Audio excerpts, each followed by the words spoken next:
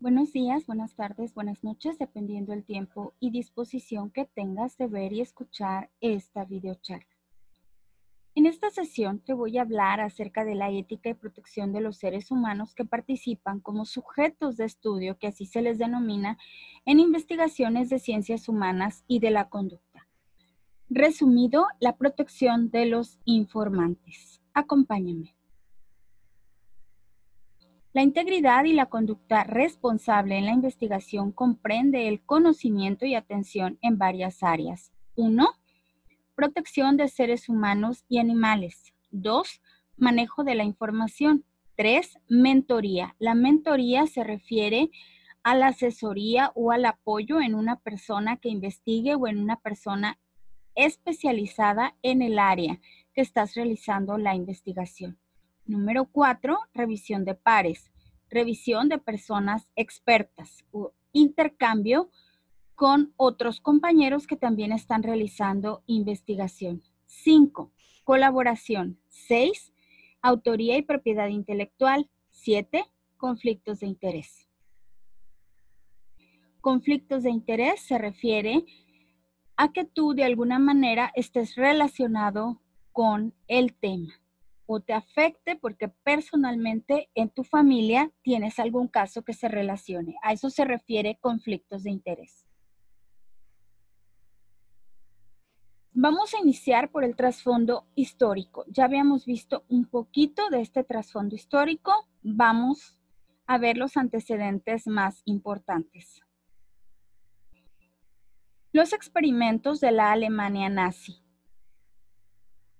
Estos experimentos que se hicieron en personas, en niños, donde hasta se les extraía grasa de la piel para hacer jabones, se les extraían órganos y demás. Bueno, estos experimentos donde no se tomó en cuenta a las personas y donde no se les trató como seres humanos ni se respetó su vida y su integridad, fue una de las causas que hicieron que se volteara a ver hacia la protección de los informantes o sujetos de investigación.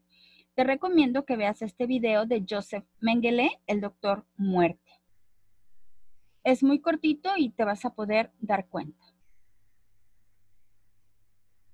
El estudio de la sífilis en Tuskegee. Tuskegee está en Alabama, Estados Unidos, y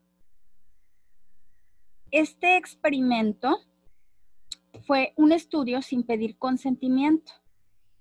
Sin pedir consentimiento, era un estudio desde los inicios de la sífilis hasta la muerte. Se inició desde 1930 hasta 1972 y los sujetos eran hombres afroamericanos.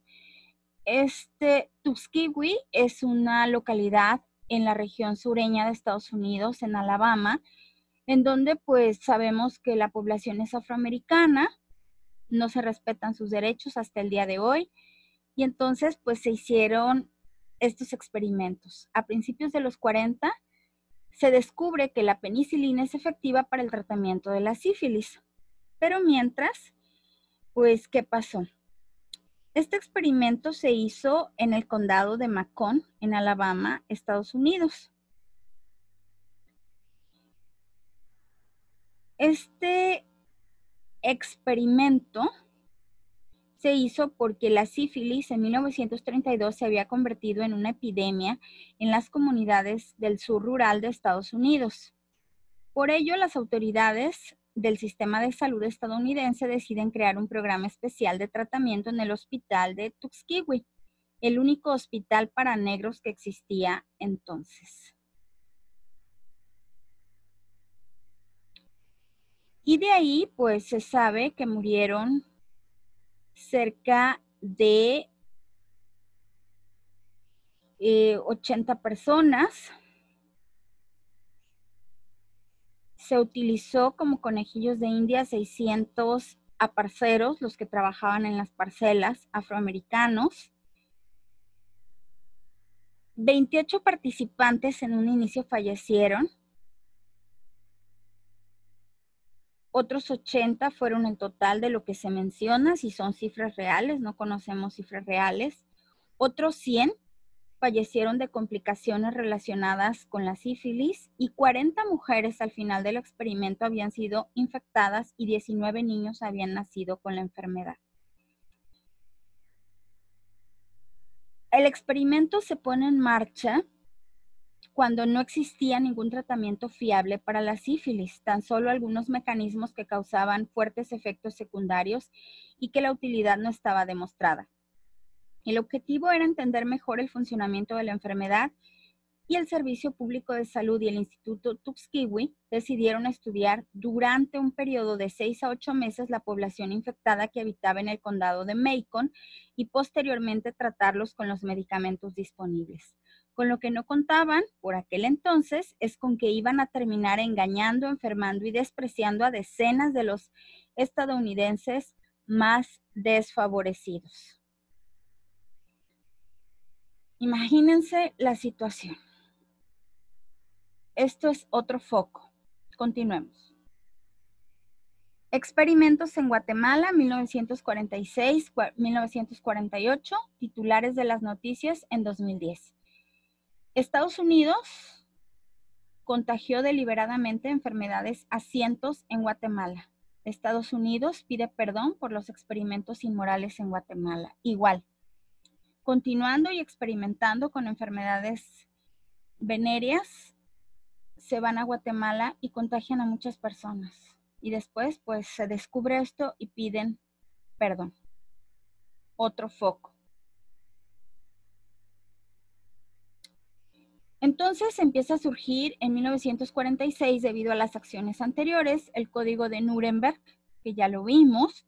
1964, la Declaración de Helsinki, la Asociación Médica Mundial dice que no se puede estar dañando personas en pro de la ciencia.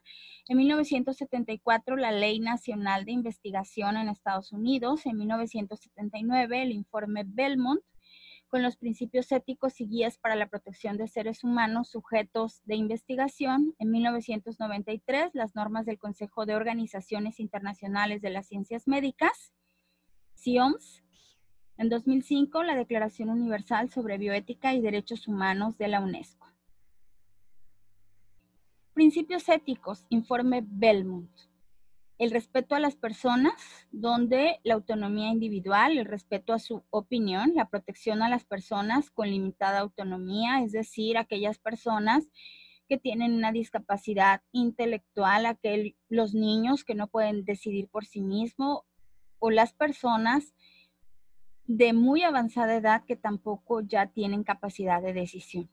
Beneficencia, no hacer daño y maximizar los beneficios, minimizando siempre los daños. Justicia, distribución equitativa de los riesgos y beneficios de la investigación entre los o las voluntarios y voluntarias y la población que se beneficiará de los resultados.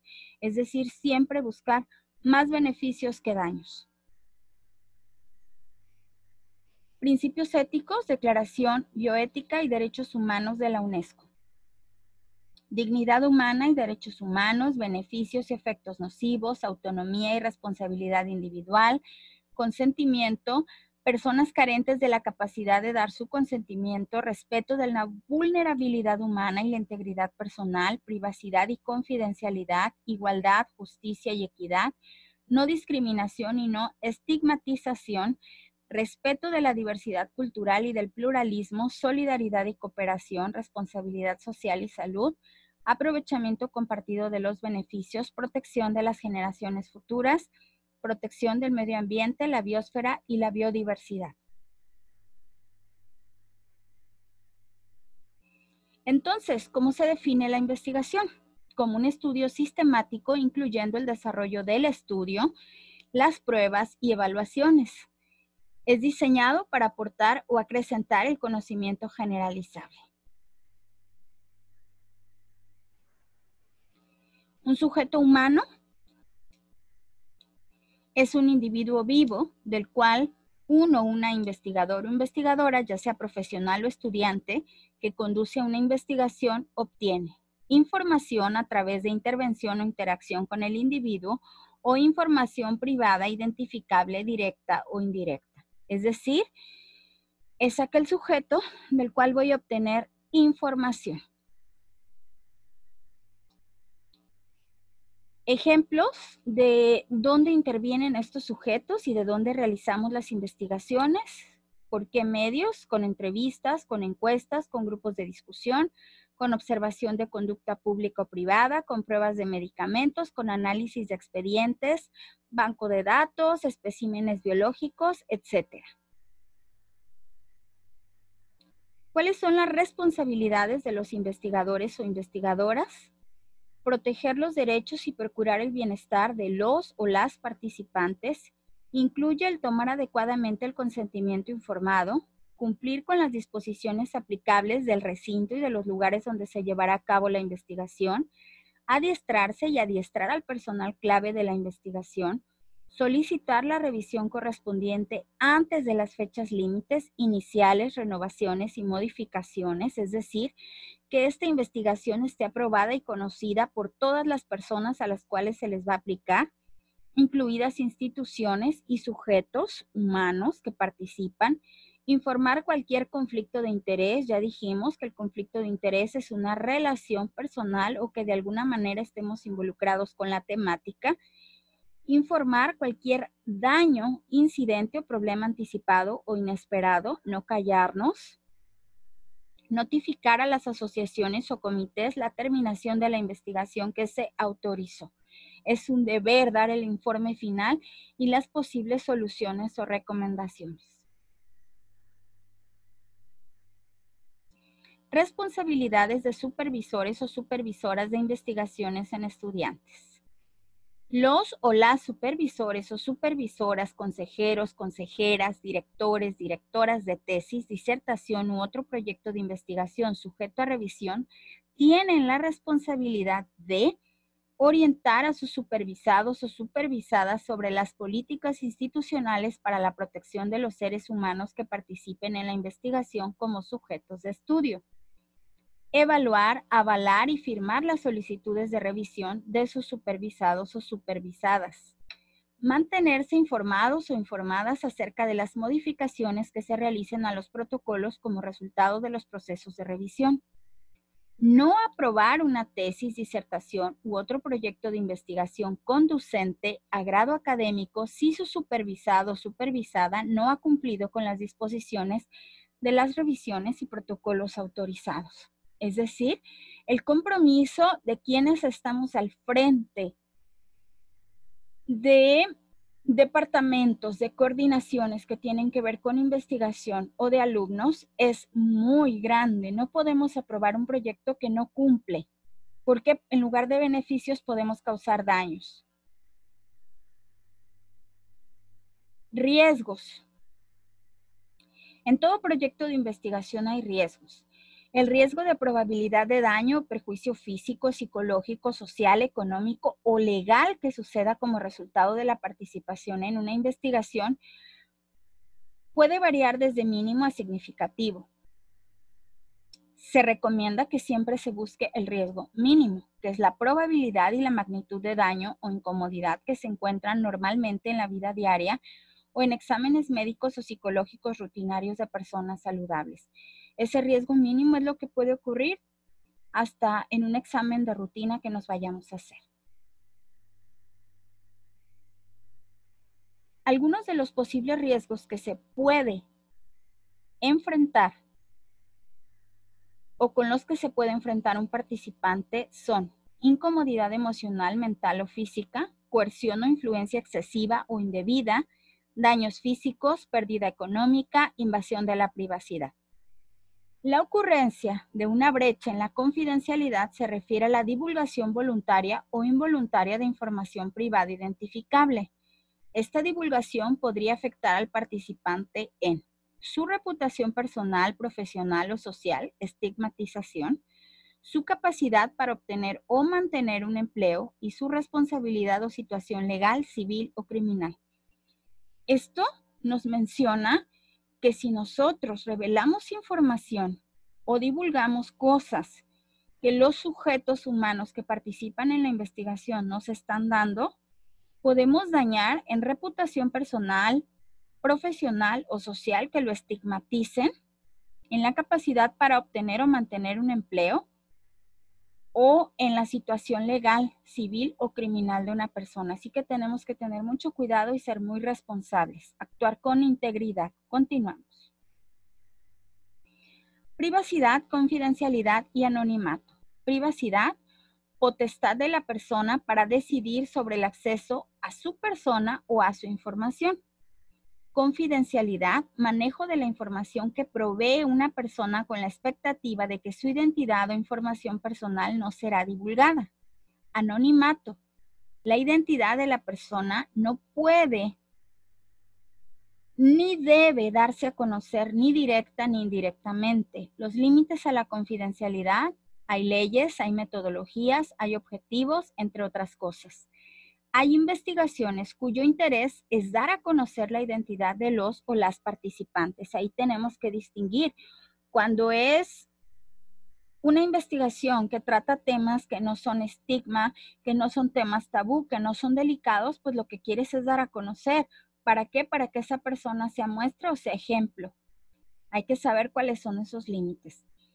Certificados de confidencialidad.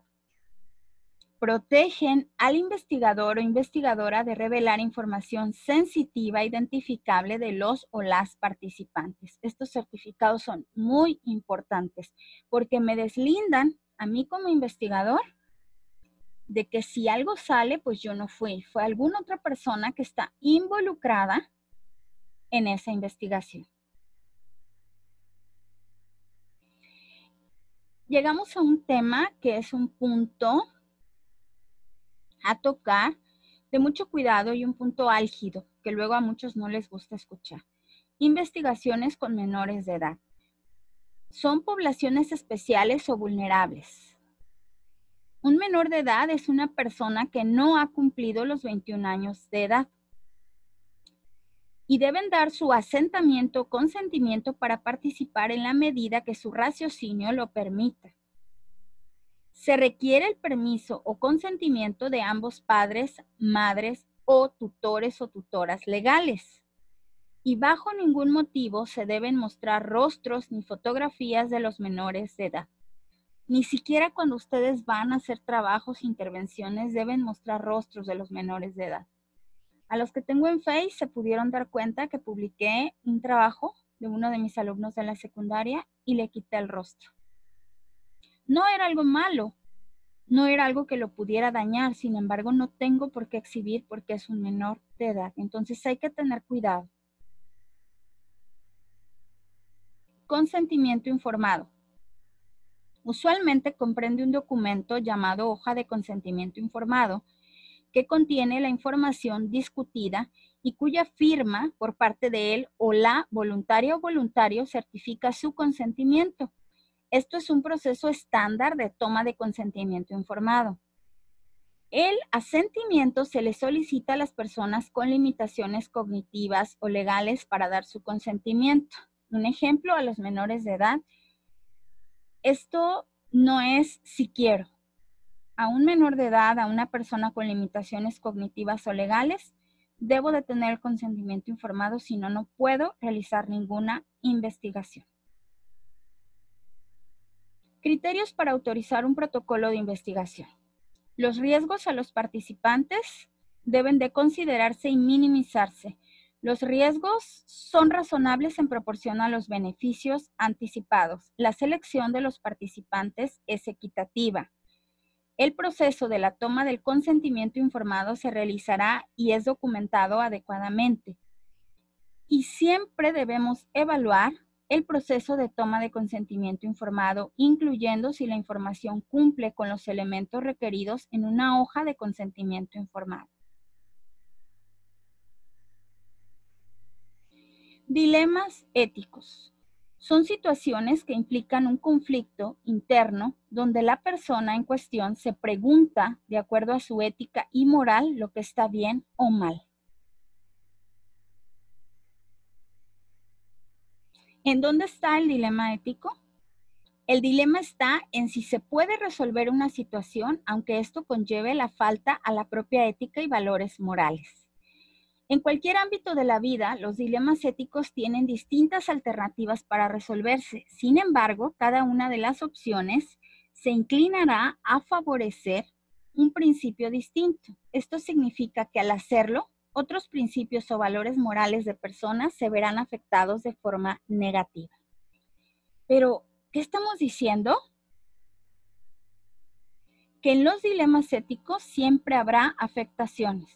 En este sentido, se puede decir que no importa cuál sea la elección de la persona en su forma de actuar, siempre habrá una parte afectada en mayor o menor intensidad dependiendo de la situación. Eso es un dilema ético. Siempre habrá una afectación, pero debemos de buscar la menor afectación posible o minimizar los daños. Ejemplos de dilemas éticos. 1. El caso de Robin Hood o casos parecidos. Si alguien ve a una persona robar, pero si lo hace para ayudar a otras personas necesitadas, entra el dilema de callar o acusarlo ante las autoridades. 2. Un médico en la sala de emergencias con un paciente que no tiene esperanzas de sobrevivir y está conectado a unas máquinas, pero en coma. Está sufriendo y los familiares no saben qué decisión tomar. El médico se ve en un dilema ante la opción de seguir esperando o sugerir a la familia el dejar partir a su familiar. 3. Un caso similar es la eutanasia, un tema muy polémico. Un médico puede saber y tener la certeza de que una persona ya no tiene más tiempo de vida y dicha persona le pide ayuda para adelantar su muerte de forma asistida. La moral del médico y sus principios se ven en un gran conflicto que incluso puede costarle su libertad de acuerdo a la decisión a tomar. 4. Una persona que ve a su hijo en el mar ahogándose, pero a pocos metros también hay un joven en la misma situación. Sabe que no dejará morir a su hijo, pero tampoco quiere que la otra persona pierda la vida. Surge entonces un dilema muy grave. 5. Cuando el esposo, la esposa o pareja está muy enferma y no tiene dinero suficiente para su medicamento, el solo pensar que podría morir si no lo consigues, ¿sería aceptable que entres a la farmacia y robes el medicamento? 6. Descubrir que la pareja de tu mejor amigo le es infiel justo antes de su boda. Se crea el dilema de si contárselo o no.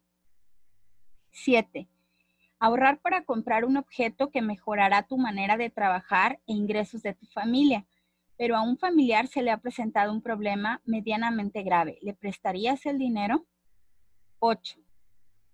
Decidir si estudiar en una universidad que está cerca de casa o en otra mucho mejor, pero más lejos, para la cual tendrás que mudarte. 9. Comprarte el carro de tus sueños o comprar otro más grande adaptado a tu familia. 10. Enterarte de que han encarcelado a una persona inocente, pero tú sabes quién es el culpable. Sin embargo, este último podría tomar represalias en tu contra si se entera que lo has echado de cabeza.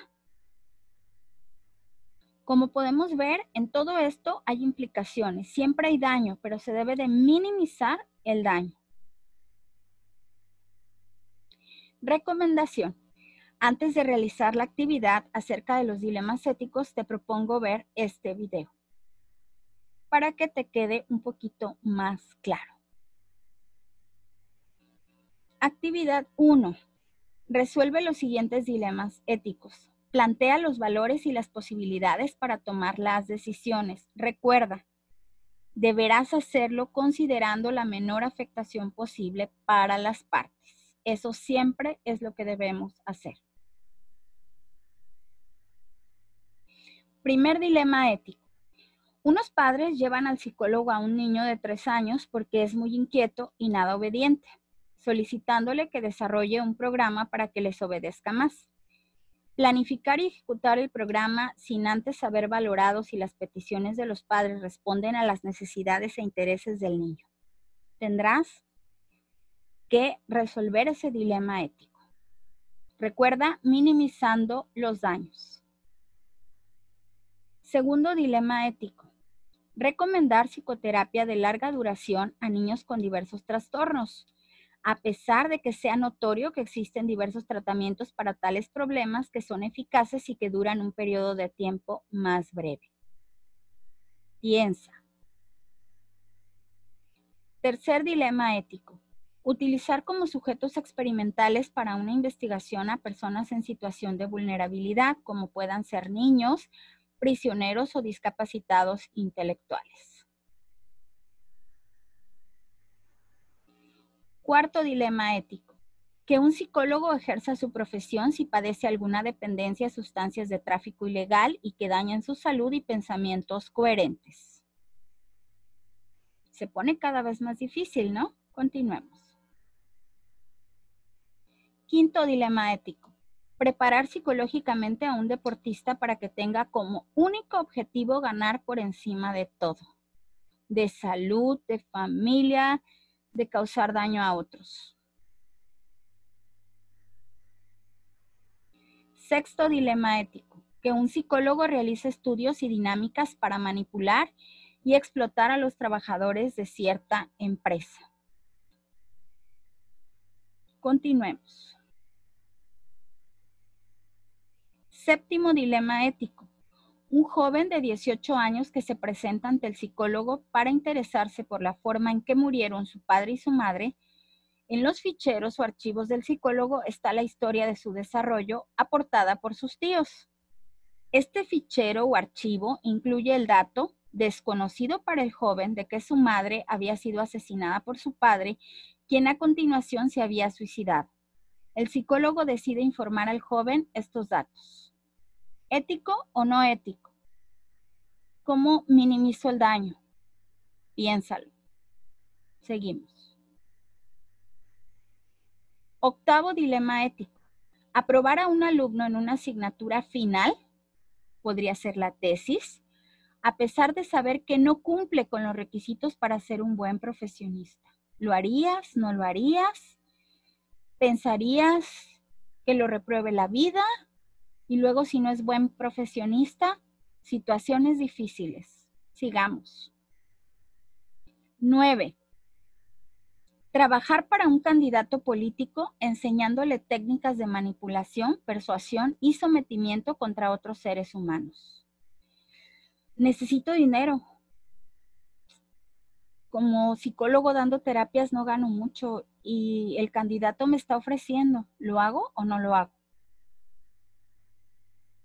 10º dilema ético. Realizar psicoterapia con quien sin haber cumplido 18 años le solicita ayuda al psicólogo a condición de que no lo sepan sus padres o tutores. ¿Qué harías? ¿Cómo actuarías? ¿Cómo minimizas los daños? Eso debes de hacer y eso debes de pensar. La ética garantiza que aportemos a la investigación. Gracias. Nunca debemos de olvidarnos que actuar con ética, integridad y responsabilidad garantiza que podamos avanzar y aportar conocimiento nuevo. Doctora María del Carmen Asensio Mercado.